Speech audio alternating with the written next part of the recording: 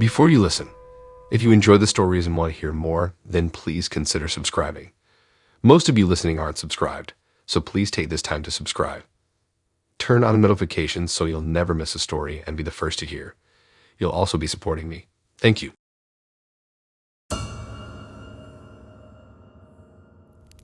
Tuesday mornings were always our own, my daughter Emily's and mine, our little sanctuary amidst the hustle and bustle of life. As a single mother with a full-time job and a boisterous 5-year-old, I craved these precious slices of time. It was our tradition, our sacred little ritual. We went grocery shopping at the local Walmart. It was any other Tuesday. The sun sprawled lazily across the vast expanse of the blue sky. The temperature was an unforgiving 85 degrees, our air-conditioned car providing respite as we drove to the store. The trip was our weekly mini-adventure, a magical carousel ride around aisles brimming with goodies. Emily, my precious little tornado with her pigtails bobbing and her eyes twinkling with innocent joy, was more excited about the ice cream aisle than anything else. As her ceaseless chatter about her beloved ice cream flavors filled the car, I found my mind drifting back to a simpler time, when my own mother had embarked on similar excursions with me. We arrived at the Walmart, welcomed by the familiar gush of icy cold air. As we navigated our way through the sprawling store, my heart warmed to Emily's delight. Her chubby fingers pointed at cereal boxes adorned with her favorite cartoon characters. Her laughter echoed as she made silly faces in the shiny surfaces of apples. While strolling down the frozen food aisle, we crossed paths with a man. He looked ordinary, not particularly tall or short, a little stout, spectacles perched precariously on his nose. There was nothing outwardly alarming about him, yet something about his darting eyes and fidgety hands unsettled me. He approached us, asking about a specific brand of soda in our cart. I pointed out our brief interaction drenched in a peculiar undercurrent, but he said he couldn't find this specific drink. He then begged me to show him where I found it. Being the nice person that I am, I took my time out to help him. I showed him the soda and he thanked me, but just as I was about to leave, he started making conversation as I walked. Casual, seemingly harmless inquiries about the weather, the store, and trivial observations about the colorful array of drinks lining the shelves. His words were carefully woven, laced with seemingly innocent humor. Yet beneath the harmless banter there was an undercurrent of discomfort. His tone was a tad too familiar, his laughter a touch too forced, and his glances a shade too lingering. I felt a nudge of intuition, the maternal instinct honed by years of parenting Emily on my own. It told me to tread carefully. His conversation began to drift into personal territory. He started flirting subtly, his compliments about my appearance feeling out of place amid the store's fluorescent lights and the soft hum of music in the background. I gave non-committal responses, my grip tightening on our shopping cart. Finishing our shopping, we lined up at the checkout. Emily was happily arranging our purchases on the conveyor belt when I saw him again. The man from the drinks aisle. His presence, a chilling punctuation mark in our otherwise routine story, stood out starkly in the sunny Walmart parking lot. His eyes were locked on ours, his spectacles catching the glint of the harsh midday sun. He leaned nonchalantly against a lamppost, a grocery bag in his hand, that same soda from earlier peeking out.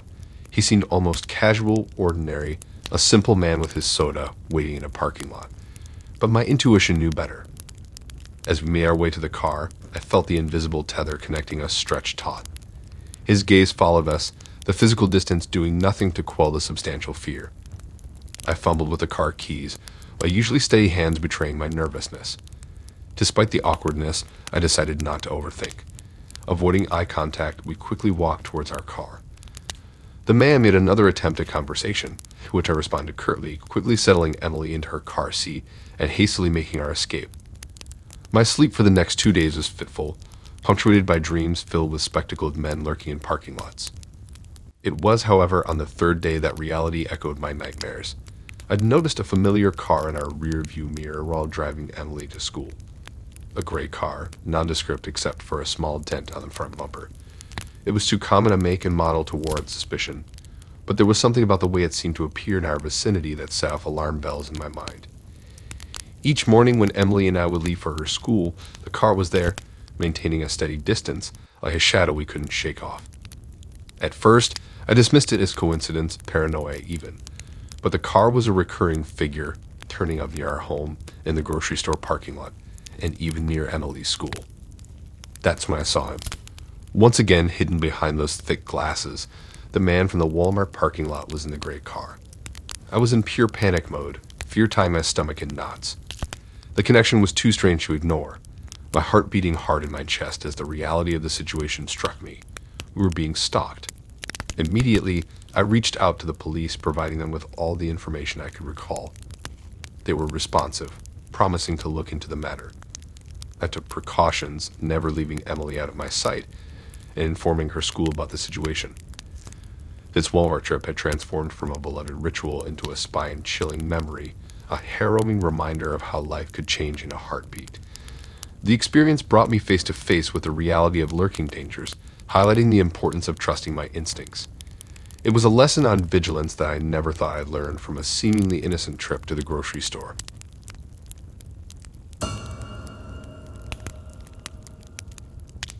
It was a day so hot it feels like the sun itself's taken a seat right next to you, yapping about global warming and whatnot. It was the kind of day when you step out of the house and your shirt clinks to your back like a needy toddler. My trusty old TV, the one I'd had since my college days, finally decided to call it quits. I mean, a decade's a good run for a cheap telly, right? So there I was at Walmart, my wallet slightly lighter, but feeling pretty good about my shiny new flat screen. Now, if you've ever bought a TV from Walmart, you'd know that those boxes are bulkier than a high school quarterback. But hey, the price was a steal, and I wasn't about to complain. Lugging it through the air-conditioned aisles of Walmart to the checkout, and finally to the parking lot was a Herculean task. But hey, who needs a gym when you got heavy lifting at Walmart, right? So there I was, standing in the far end of the lot, trying to catch my breath. The car seemed miles away, the box felt like it gained a few more pounds, and the heat was relentless. But there was a thrill to it, the satisfaction of buying something you know would take your weekend Netflix marathons up a notch. I just reached my car, a hand-me-down Honda that's seen better days, and was prepping myself for the task of getting the colossal box into my trunk. That's when I saw him. Just a guy of, average height, scruffy beard, and an old baseball cap. He was leaning against the car next to mine, smoke from his cigarette curling up into the air, his eyes fixed on me. No big deal, right? It's a free country. But there was something about the intensity of his gaze that sent shivers down my spine. There's a difference between a casual glance and a predatory stare, and this was definitely the latter. But I decided to shrug it off, focusing on wrestling the tea box into my trunk. But then, out of nowhere, he was right there. Like right there, barely a few feet away from me. The smell of his cheap tobacco hit me first, then came the realization. There was something metallic glinting in his hand. My eyes widened as I saw it, a gun. It's hard to describe that kind of terror, One moment you're struggling with a TV box, and the next you're staring down the barrel of a gun in broad daylight. Time seemed to stretch and contract all at once. The noises around me seemed to fade, replaced by a pounding that I soon realized was my own heartbeat. I slammed my trunk shut, the sound echoing in the near-empty lot. My hands were shaking, my shirt was drenched in sweat, and the only thought running through my head was to get the hell out of there. Somehow, I managed to slide into the driver's seat. The interior of the car, usually a welcome relief from the heat, felt cold and alien. I jammed the keys into the ignition, my fingers feeling numb. I dared a glance in the rearview mirror. He was still there, gun in hand, his eyes burning into mine. The sound of the gunshot still haunts me. It was so loud, so surreal. I stepped on the gas, the tires squealing against the hot asphalt as I bolted out of the parking lot. My heart felt like it was trying to escape from my chest, each beat echoing the gunshots I'd just heard. I didn't stop driving until I reached my apartment, slamming the door behind me, my whole body shaking. Looking back now, I realize how quickly a seemingly mundane trip to Walmart turned into a life-threatening ordeal.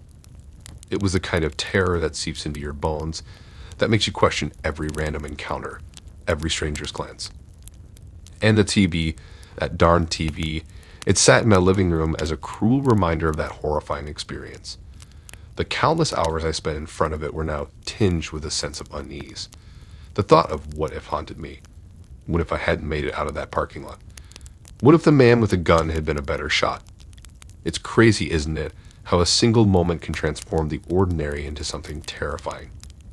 Now, every time I see a Walmart or a flat-screen TV, I'm reminded of that hot summer day, The daunting task of carrying the heavy box, the sound of the gunshot, and the cold, terrifying minutes in the parking lot when my life hung in balance.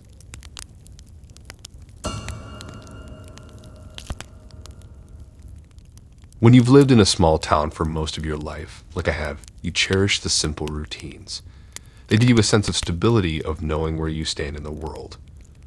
For me, the epitome of that routine was my Tuesday morning trip to Walmart. Nothing extravagant, just picking up groceries for the week. The grocery list was almost always the same. A blend of household essentials, snacks for the kids, fresh produce for meals, but the star of the list, the one item I was particularly fond of shopping for, was a whole chicken. A frozen, packaged bird that was destined to be the centerpiece of our family's Sunday roast. It was a tradition, a piece of our family's culinary history that I looked forward to every week. On this particular Thursday, as the sun was casting long, lazy shadows, I walked into Walmart, the cool rush of air conditioning offering a pleasant contrast to the warm summer air outside. The store was bustling with the usual crowd, the elderly folks leisurely pushing their carts, busy parents with their kids in tow, and employees restocking shelves. It was familiar, it was comforting. One by one, items from my list started to find their way into my cart. The rhythm of it was therapeutic. Pick an item, cross it off a list, and on to the next one. The rhythm continued until I reached the frozen section, the arctic blast of air from the freezer doors serving as a sharp reminder of where I was. I scanned the shelves for my prized item, the whole chicken. My heart sank as my eyes met an almost empty shelf. All except for one solitary chicken, nestled at the back, its plastic packaging shining under the harsh supermarket lights. As I reached for it, the universe decided to throw a wrench in my otherwise smooth grocery trip. In a split second, a lady in a striking red dress, as if emerging from nowhere, snatched the chicken. Our eyes met, hers triumphant and challenging, mine baffled and confused. Over a chicken? Really? I tried to reason with her, explaining that I'd seen it first and reached for it. But she held onto it, her grip on the cold, hard plastic unwavering. It turned into a tug of war of sorts right there in front of the freezer section. The cold air from the open freezer door was rapidly becoming a backdrop to the heated dispute. There was a ludicrous back and forth, a rather silly dance of insistence and denial over a chicken that was still very much frozen and oblivious to the drama it was causing. What started as a confusing encounter swiftly escalated into something more serious. With a flick of her wrist, the woman produced a knife. It glinted under the supermarket lights, its threatening presence filling the space between us. The frozen food section of Walmart turned into a scene from a thriller movie. The chicken, our unwilling damsel in distress. The woman's face, earlier smug and triumphant, was now menacing. The reality of the situation hit me hard. Here I was caught in a surreal showdown in Walmart over a frozen chicken. Fear crawled up my spine, leaving a cold trail despite the warm summer day outside. I let go of the chicken, taking a step back. Her triumphant smirk returned, but it was hollow, a strange expression in a stranger situation. In a split-second decision, I backed off. After all, no chicken was worth a knife fight in Walmart. But I couldn't just let her get away with it. As calmly as I could, I headed towards the security guard, my mind buzzing, my heart pounding in my chest like a frantic drummer. I recounted the incident to the guard, who thankfully took me seriously. Perhaps it was the look of sheer terror on my face, or the fact that a lady was standing in the frozen section wielding a knife. Either way, actions were taken. The police were called, and the store went into a lockdown. There was a collective gasp as the officers entered the store, their stern faces and authoritative stance, adding a level of gravity to the absurd situation. As they apprehended the lady, I felt a sense of surreal relief wash over me. Despite not having the chicken, I left the store that day with something much more memorable. A story of the most bizarre grocery trip. A story that had the power to turn an everyday task into an unforgettable adventure. Now, every time I pass by the frozen section of any store, I can't help but remember that Tuesday. I can't help but think of that chicken, that lady, and the knife that turned a mundane trip to Walmart into a story worth 1,000 words. Thanks for listening in. If you like these stories and want to hear more, then please subscribe and like and support this new channel. We have more stories for you to listen to.